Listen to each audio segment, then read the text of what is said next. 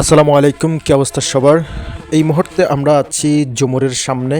এখান থেকে আমরা আজকে লক্ষ্মীপুরের পুরনো ইতিহাস সম্বন্ধে কিছু অভিজ্ঞতা নিব। আর লক্ষ্মীপুর সদরে যারা আমাদের ভাই বন্ধু আছে সবাইকে আন্তরিক শুভেচ্ছা, অভিনন্দন, এবং কি যারা আমার এই ফেজে আছেন তাদেরকেও অভিনন্দন। আর লক্ষ্মীপুরে যারা দূরপ্রবাসে আছেন, আপনার শহরটা অনেক দিন পর্যন্ত দেখতেছেন না, এই ভিডিওর মাধ্যমে আপনার শহরটা আজকে দেখবেন। তো আমরা এখন চলে যাচ্ছি লক্ষ্মীপুরের পুরনো ইতিহাসে কি রয়েছে সেই বিষয়টা নিয়ে একটু আলোচনা করব। লক্ষ্মীপুর সদর উপজেলার ইতিহাস বেশ সমৃদ্ধ।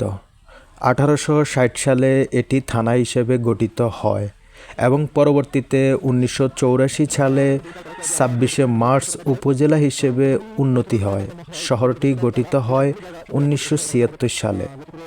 লক্ষ্মীপুর নামের দুটি শব্দ মত প্রচলিত আছে। প্রথম শব্দ অনুসারে লক্ষ্মী শব্দের অর্থ হচ্ছে ধন, সম্পদ ও সৌভাগ্যের দেবী, এবং পুর শব্দের অর্থ হচ্ছে শহর বা নগর। তাই লক্ষ্মীপুর শব্দের অর্থ দাঁড়ায় সম্পদশালী শহর বা সৌভাগ্যের নগরী। অন্য একটি মত অনুসারে লক্ষ্মী নামের এক জমিদার বা জমিদার পুত্র লক্ষ্মীনারায়ণের নাম অনুসারে এই অঞ্চলের নামকরণ করা হয়েছে।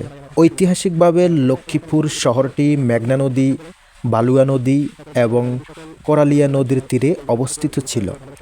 এটি একটি গুরুত্বপূর্ণ বাণিজ্যিক কেন্দ্র ছিল।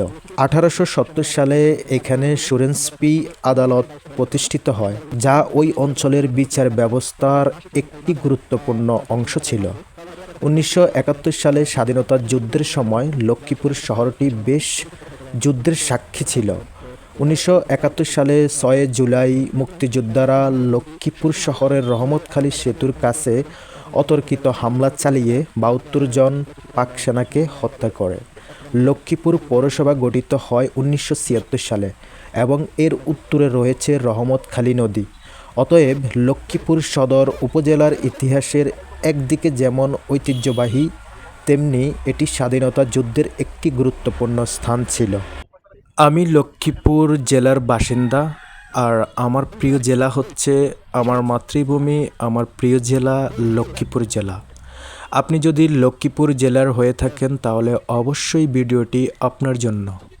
একটু দেখবেন আমাদের এই ভিডিওটি, আর ভালো লাগলে আপনার শহরটি শেয়ার করে আপনার টাইমলাইনে রেখে দেবেন। ধন্যবাদ সবাইকে, ভালো থাকবেন। আসসালামু আলাইকুম, আল্লাহ হাফেজ।